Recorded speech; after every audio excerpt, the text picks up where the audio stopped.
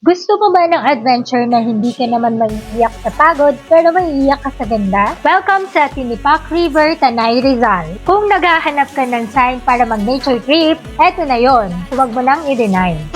First stop sa Barangay Hall ng Daraitan muna para sa registration. Dito, magbabayad ka ng 100 pesos sa environmental fee per person. Tapos, sumakay kami ng balsa para makatawid sa ilog at nagbayad kami ng 10 pesos per person. Akala mo tapos na? Wait, there's more. Hindi pwedeng solo flight or feeling independent dito ha. Mandatory ang local tour guide para walang mawawala sa bundok. 500 pesos lang per group of 5 kung day hike lang ang bayad sa tour guide. Kung gusto mo naman ng overnight camping, 1,500 naman. Sumakay kami ng tricycle papuntang trailhead, nasa 25 to 40 pesos lang per head. Bago kami nakapunta sa pinakamagandang view sa Tinapak River, nagbayad muna kami ng 30 pesos entrance fee for the local community. Mula sa jump off ng Barangay Daraitan sa Tanay Rizal, mga 30 minutes to 45 minutes lang ang hiking papunta sa pinaka-best view ng sikat na rock formation ng Tinapak River, swak na swak sa pang-beginner. Akala mo edited ang kulay ng tubig?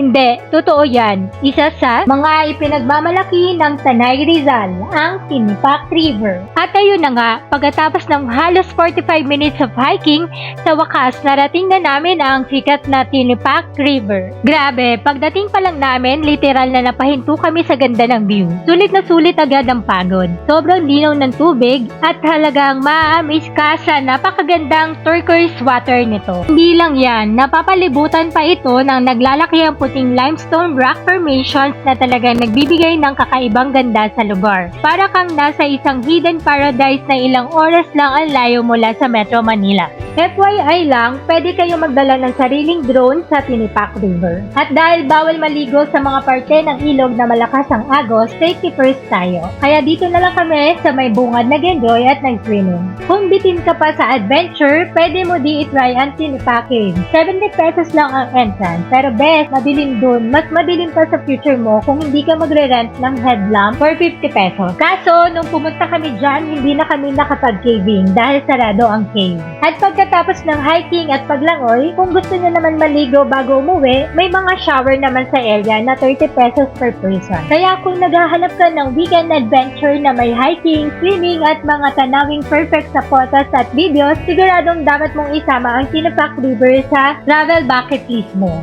Ano na, itag mo na yung tropa mong drawing ang laging ambag para matuloy kayo dito sa Tinipak River. You can't hold me down cause I'm always on attack. We might hit the ground but we bounce right back, right back. Yeah, leading the